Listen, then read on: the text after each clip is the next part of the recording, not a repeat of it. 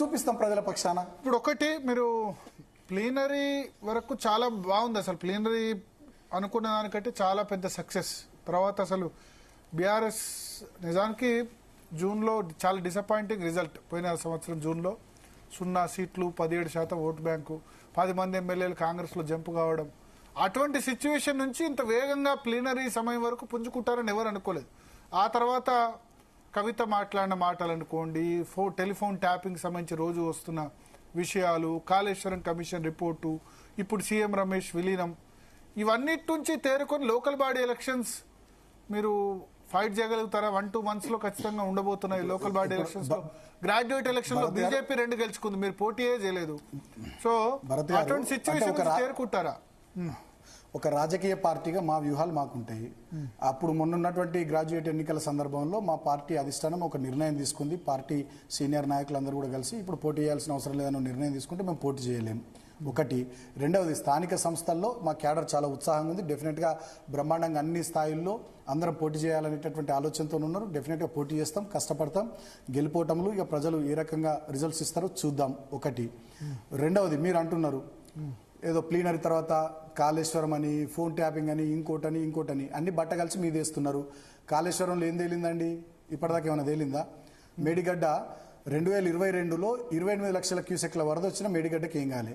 సరిగ్గా ఎన్నికల సందర్భంలో 2 పిల్లర్లు గుంగిపోయినాయి. మేడిగడ్డలో, అన్నారంలో, సుందిలలో మొత్తం కలుపుకుంటే 225 పియర్స్ ఉంటాయండి. కుంగింది 2 పియర్స్. ఆ 2 పియర్స్ను రిపేర్ చేసి మంచిగా నీళ్ళు ఇవ్వచ్చు. ఇవాళ ముఖ్యమంత్రి గారు ఇస్తలేరు, అది వారికి ఇష్టం లేదు. కాళేశ్వరం మీద వారికి కోపం ఉన్నది కాంగ్రెస్ పార్టీకి. ఓకే. రెండవది, ఫోన్ ట్యాపింగ్. ఏందండి ఫోన్ ట్యాపింగ్? నాకు అర్థం కాదు. ఇప్పటి వరకు ఫోన్ ట్యాపింగ్ విషయంలో సిట్టు పనితీరు సమగ్రంగా ఉందా? సిట్టు ఎవరికి లీకులు ఇస్తుందండి? ఈ ప్రభుత్వానికి అనుకూలంగా తొత్తులుగా పనిచేసేటటువంటి కొన్ని సంస్థలకు లీకులు ఇస్తే వాళ్ళు రాసే వార్తలు, వాళ్ళు పెట్టే తంబునేల్స్, వాళ్ళు చేసే కథలు, వాళ్ళు చేసే డ్రామాలతో ఈ రాష్ట్ర రాజకీయాన్ని నడిపిస్తారా? ఏముంది ఫోన్ ట్యాపింగ్లా? ఎవరు కంప్లైంట్ ఇచ్చిరు? ఎవరు వచ్చి చెప్పారు? ఎక్కడ జరిగింది? ఏం జరిగింది? ఏమైనా ఆధారాలు ఉన్నాయా? ఇప్పటిదాకా సిట్ అఫీషియల్ ఒక ప్రెస్ మీట్ ఎందుకు పెట్టలేదండి? హోంమంత్రి రేవంత్ రెడ్డి గారు ఎందుకు ప్రెస్ మీట్ పెట్టలేదండి? నేను ఇంకో మాట అడుగుతున్నా. ఇవాళ సీఎం పెట్టదు కదా ప్రెస్ మీట్. హోంమంత్రిగా మొన్న సీఎం పెట్టదు. మంచి పాయింట్ మాట్లాడారు. సీఎం పెట్టదు కదా అని మీరు అంటున్నారు. మరి మొన్న చిట్ చాట్ లో ఫోన్ ట్యాపింగ్ మీద సీఎం గారు ఎందుకు మాట్లాడారు? మీరన్న చిట్టు చాటులోనే ఒక నిమిషం మీరన్న చిట్టు చాటులోనే సీఎం గారు ఏం మాట్లాడారని మొన్న అధికారులు చేస్తున్నారేమో ఫోన్ ట్యాపింగ్ మా ప్రభుత్వంలో అన్నాడు. అంటే రేవంత్ రెడ్డి గారి ప్రభుత్వంలో ఫోన్ ట్యాపింగ్ జరుగుతానేమో అధికారులు చేసినట్టు, బీఆర్ఎస్ ప్రభుత్వంలో ఫోన్ ట్యాపింగ్ జరుగుతానేమో కేటీఆర్ చేసినట్ట. హిందూ లాంటి ప్రధాన దినపత్రికల్లో సినిమా వాళ్ళే కానీ, ఇండస్ట్రియలిస్టులే కానీ ఎవరి ఫోన్లు ట్యాపింగ్ చేయాలని పెద్ద వార్తా కథనం వచ్చింది. తర్వాత సౌత్ ఫస్ట్ అనేటటువంటి ఇంకో పత్రికలో 2 మంత్రుల సంభాషణల్ని రహస్యంగా ముఖ్యమంత్రి గారు ఫోన్ ట్యాపింగ్ ప్రక్రియ ద్వారా విన్నాడు, ఢిల్లీకి కంప్లైంట్ ఇచ్చిండు. మంత్రులు భయపడుతున్నారు. ఒక మంత్రి అయితే ఈ స్మార్ట్ ఫోన్లు వాడతలేడు, డబ్బా ఫోన్ వాడుతుండు 15 రోజుల నుంచి అని వచ్చింది. ఇప్పటిదాకా దాన్ని ఖండించిరా అండి ముఖ్యమంత్రి గారు? ఇప్పటిదాకా దాన్ని ఎవరైనా మంత్రి ఖండించిరా అండి? ఏం జరుగుతుంది రాష్ట్రంలో? మీ 6 గ్యారెంటీలు ఏమైనాయి? 420 హామీలు ఏమైనాయి? మీరు రుణమాఫీ ఏమైంది? మీరు ఇస్తామని ఇందిరా ఇండ్లు ఏమైనాయి? తర్వాత మీ డిక్లరేషన్లు, కామారెడ్డి డిక్లరేషన్ ఎటువంటి బీసీలది, ఆ ఎస్సీ డిక్లరేషన్ ఎటువంటి చేవెళ్ళది, నిరుద్యోగ డిక్లరేషన్ ఎటువంటి సరూర్ నగర్ది, రైతు డిక్లరేషన్ ఎటువంటి వరంగల్ది. ఇవేవి మాట్లాడద్దు, ఇవేవి చర్చకు రావద్దు. ఎంతసేపు ఫోన్ ట్యాపింగ్ అని తిప్పాలి కొన్ని రోజులు, కాళేశ్వరం అని తిప్పాలి కొన్ని రోజులు, విద్యుత్ కమిషన్ అని కొన్ని రోజులు తిప్పాలి. ఎన్ని రోజులు నడిపిస్తారండి భరత్ గారు? 20 నెలలు అయిపోయింది. ఇంకో 4 నెలలు అయితే 2 సంవత్సరాలు అయిపోతుంది. చూస్తుంటే ఇంకో 2 సంవత్సరాలు అయిపోతుంది. లాస్ట్ 1.5 year అంతా ఎలక్షన్ ఇయర్ అయినా మీరు చెప్పినటువంటి పని చేసింది ఎక్కడండి? ఏం జరుగుతుంది రాష్ట్రంలో? కేవలం పోలీసు శాఖను అడ్డం పెట్టుకొని ఇవాళ వేరే ఏ శాఖ పనిచేస్తలే పోలీసు శాఖ తప్ప. అక్రమ కేసులు, అడ్డగోలు కేసులు, దుర్మార్గాలు. మా గెలు శ్రీనివాస్ యాదవ్ విద్యార్థి నాయకుడు సతీమణి గామె మీద కూడా అటెంప్ట్ మర్డర్ కేసు పెట్టారు, ఇంట్లో ఉన్న ఆడబిడ్డ మీద. సోషల్ మీడియా కార్యకర్తల మీద అక్రమ కేసులు పెడుతున్నారు. ఏం జరుగుతుంది రాష్ట్రంలో? మీరు ఆలోచించండి ఒకసారి. మీరు సీనియర్ జర్నలిస్ట్ కదా, మీరు కూడా ఢిల్లీ చూసిర్రు, ఇతర రాష్ట్రాలు చూసిర్రు, చాలా ఛానళ్లలో పనిచేసిర్రు, చాలా అనుభవం ఉంది మీకు. మీరు కూడా కేసులు పెట్టించారు అంటారు. మేము ఎక్కడ పెట్టించినాం? మేము గట్ల వీళ్ళలా ఉంటే గిట్లుండు నా పరిస్థితి. చెప్పాను మా రాజ్భాయిని చెప్పాను. మేము చాలా భరత్ గారు, మేము అభివృద్ధి, సంక్షేమము, రాష్ట్రం యొక్క ప్రగతి ఈ లైన్లో వెళ్ళిపోయినాం తప్ప మేము ఎన్నడూ గిట్లా ఈ రకంగా చేయలే. రేవంత్ రెడ్డి గారు పదే ఎప్పుడు నన్ను జైలుకు పంపించారు అంటారు. ఆయన ఏమైనా ప్రజల కోసం ఉద్యమం చేసి జైలుకు పోయిండా అండి? ఓటుకు నోటు కేసులో వారు స్టీఫెన్సన్ ఇంట్లో నోట్ల కట్టలతో దొరికి వారు జైలుకు పోయారు, అంతే కదా. దానికి మేం చేసింది ఏముంది? వారు దొరికింది కదా, డబ్బులు తీసుకొని ఎమ్మెల్యే ఇంటికి పోయింది, వారు పోయింది కదా. డ్రోన్ కేసులో అవును భరత్ గారు, ఇప్పుడు రేవంత్ రెడ్డి గారి జూబ్లీహిల్స్ ప్యాలెస్ ఉంది, జూబ్లీహిల్స్ ఇల్లు. నేను పోయి డ్రోన్ పట్టుకుని పోయి నేను డ్రోన్ ఎగిరేస్తా అంట, నన్ను ఇట్స పెడతాడా రేవంత్ రెడ్డి గారు? మీరు చెప్పండి. నన్ను తీసి లోపల వేపియాడా? ఇట్స పెడతాడా? పెద్దమ్మ గుడికి ఆడుకోగానే ఇట్స లోపల వేపిస్తాడు సుమాన్ వస్తున్నట్టు డ్రోన్ పట్టుకునని. సో ప్రైవేటు వ్యక్తుల ఇల్లు కానీ, ప్రైవేటు వ్యక్తులకు సంబంధించినటువంటి నివాసాలు కానీ, ఇతరత్ర ఏవైనా కానీ అక్కడికి ఎట్లా పోతారు మీరు? ఆ రోజు వారు అది కావాలని చేసిర్రు. వారికి ఏంది ఒక సెన్సేషన్ కావాలి, ఒక హడావిడి కావాలి, మీడియా అటెన్షన్ కావాలి. కాంగ్రెస్ పార్టీలో ఒక నాయకునిగా ఇక ఫైట్ చేస్తున్నాడు కేసీఆర్ కుటుంబం మీద, బీఆర్ఎస్ మీద అన్నట్టుగా ఎమర్జ్ కావాలనే ఆలోచనతో ఆయన చేసిన కథ. అది ఆయనకు తెలుసు, మనకు తెలుసు, మీకు తెలుసు.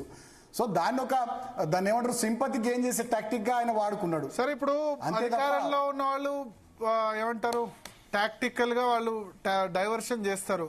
కానీ ఇప్పుడు రేపు మీకు ఒక లిట్మస్ టెస్ట్ ఎదురు కాబోతుంది.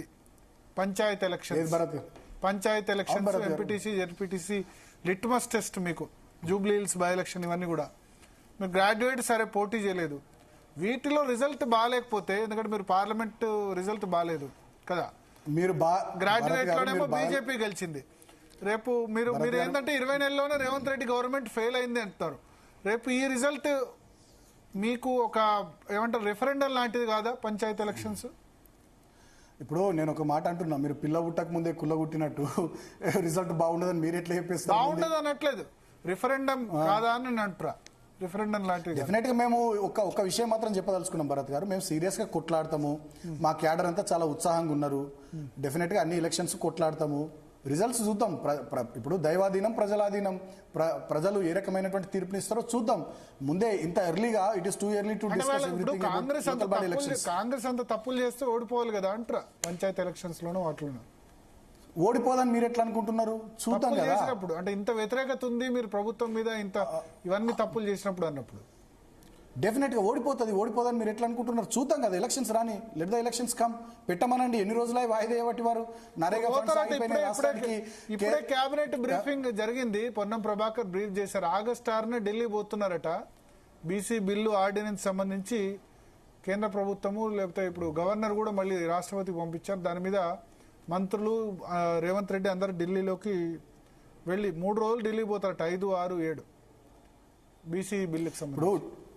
ఢిల్లీకి పోవడమే కాదు, దానికి చట్టబద్ధత వచ్చేటట్టు ప్రయత్నం చేయాలండి. బీసీ రిజర్వేషన్లకు సంబంధించి నోరుతో నవ్వుతూ నొసలతో ఎక్కిరిస్తున్నట్టుగా తూతూ మంత్రంగా ఏదో ఇట్లా చేస్తాం అట్లా చేస్తాం అంటే నడవదండి. దానికి చట్టబద్ధత కావాలి. చట్టబద్ధత వచ్చేటట్టుగా ఏ రకంగా చేస్తారో, ఆనాడు ఎట్లా మాట ఇచ్చిర్రో ఆ ప్రకారం ఆ మాట నిలబెట్టుకునేటటువంటి ప్రయత్నం చేయాలి తప్ప ఈ ప్రభుత్వం లోపల చిత్తశుద్ధి కనబడతలేదు ఈ బీసీ రిజర్వేషన్ బిల్లుకు సంబంధించి. మరి నరేంద్ర మోడీ గారు అంత క్లోజే కదా, 9th షెడ్యూల్లో చేర్పియమనండి, రాజ్యాంగ సవరణ చేపియమనండి. అబ్సల్యూట్ మెజారిటీ ఉంది కదా లోక్సభలో, రాజ్యసభలో భారతీయ జనతా పార్టీకి. నరేంద్ర మోడీ గారు వీరికి వాళ్ళ క్లోజ్ కదా. రిజర్వేషన్ ఉంటే చేయమని చెప్తున్నారు క్లియర్. ఇంతకుముందు పాయల్ శంకర్ కూడా అదే చెప్పారు కదా, వాళ్ళు చేయమని చెప్తున్నారు. ముస్లిం రిజర్వేషన్ క్లోజ్ కదా. మరి వీరు ఇవేవి తెలియకుండానే ఆనాడు కామారెడ్డి డిక్లరేషన్ లో మాటిచ్చినారా అండి రేవంత్ రెడ్డి గారు కానీ ఇతర నాయకులు కానీ? అంటే మేము ప్రయత్నం చేస్తున్నాం. బీఆర్ఎస్ 23% బీసీలకు రిజర్వేషన్ ఇచ్చింది, మేము 42% ఇచ్చేందుకు చిత్తశుద్ధితో ప్రయత్నం చేస్తున్నాం అంటున్నారు. ఎవరు చెప్పారండి 23% ఇచ్చినామని? జరిగింది అది మీరు జిహెచ్ఎంసీ పంచాయతీ ఎలక్షన్ 23% ఇచ్చినాం. పంచాయతీ జరిగింది సుమన్ గారు. పంచాయతీ జిహెచ్ఎంసీలో మేము 36% పైగా ఇచ్చినాము. 33, పంచాయతీ ఎలక్షన్ 23 జరిగింది అంటున్నా.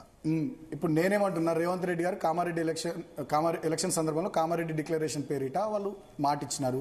ఆ మాట నిలబెట్టుకోమని కోరుతా ఉన్నా కదా. మీరు కూడా పోతారా ఢిల్లీ? 42% రిజర్వేషన్లు, సీఎం, ఎంపీ, ఎమ్మెల్యేలు అందరు పోతారట ఢిల్లీ ఆగస్టు 5, 6, 7 తేదీల్లో.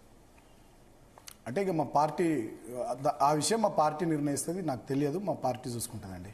ఓకే. సో మళ్ళీ మీరు అన్నట్టు ఫీనిక్స్ పక్షిలాగా బీఆర్ఎస్ ఎప్పుడైతే 2009లో లేచిందో మళ్ళీ అవకాశం ఉంది అట్లా? ఆల్రెడీ మేము లేచినాం, మంచిగా ఉన్నాం, ప్రజల పక్షాన కొట్లాడుతున్నాం, పోరాడుతున్నాం. మీరు చూస్తే భరత్ గారు అతి త్వరలో నేనే తెలంగాణ భవన్లో ప్రెస్ మీట్ పెట్టబోతున్నా. 33 జిల్లాల్లో 119 అసెంబ్లీ నియోజకవర్గాల్లో 17 లోక్సభ నియోజకవర్గాల పరిధిలో 12,700 పైచిలకు గ్రామాల పరిధిలో మా కార్యకర్తల మీద, మా నాయకుల మీద ఎన్ని దాడులు జరిగినాయి, ఎన్ని పోలీస్ స్టేషన్లలో ఎన్ని కేసులు మా వాళ్ళ మీద నమోదైనాయి, మొత్తం వివరాలు తెలంగాణ భవన్ వేదికగా నేను ప్రెస్ మీట్ పెట్టి ప్రజల ముందు ఉంచబోతున్నా. ఈ 20 నెలల కాలంలో ఇంత నిర్బంధం, మా వాళ్ళని ఎంతమందిని చంపినరు, ఎంతమందిని కొట్టిర్రు, ఎంతమంది మీద కేసులు పెట్టిర్రు, ఎంతమందిని ఎన్ని రోజులు జైళ్లలో పెట్టిర్రు, ఎంతమందిని బైండ్ ఓవర్ చేసిర్రు, డీటెయిల్డ్ రిపోర్ట్ కంప్లీట్గా తెలంగాణ భవన్ వేదికగా త్వరలో మేము బయట పెట్టబోతా ఉన్నాం. అయినప్పటికీ 20 నెలలుగా ఈ ప్రభుత్వం మీద మేము పోరాటం చేస్తున్నాం, మేము తట్టుకున్నాం, నిలబడ్డాం, కొట్లాట మాకేం కొత్త కాదు. ప్రజలు మాకు అవకాశం ఇచ్చింది ప్రతిపక్షంగా పనిచేయమని, డెఫినెట్గా మాట్లాడతాం, కొట్లాడతాం. ఈ ప్రభుత్వానికి సంయమనం ఉండాలి, ప్రభుత్వానికి సంస్కారం ఉండాలి, సహనం ఉండాలి. మాట్లాడిన వాళ్ళ కేసులు పెడతాం, లోపలేస్తాం, కొడతాం, బెదిరిస్తాం, దబాయిస్తాం అంటే వెనకటి రోజులు కావు. ఇది డెఫినెట్లీ ప్రజాస్వామ్యం, ప్రజాగ్రహం తీవ్రంగా పెళ్లిబిక్తే ఎవరు తట్టుకోలేరండి. కాబట్టి ఈ నిర్బంధం ద్వారా ఇటువంటివి చేస్తాము అంటే అది నిలబడదు. డెఫినెట్గా బీఆర్ఎస్ పార్టీ మేము కొట్లాడతాం, నిలబడతాం, కొట్లాడుతూనే ఉన్నాం. మీరు చూస్తే భరత్ గారు, మీకు తెలుసు హైడ్రా విషయంలో బాధితులు ఎక్కడికి పోయారండి? బీజేపీ ఆఫీస్కి పోయిర్రా, ఇతర పార్టీల ఆఫీస్కి పోయిర్రా, మా తెలంగాణ భవన్కి వచ్చిర్రా?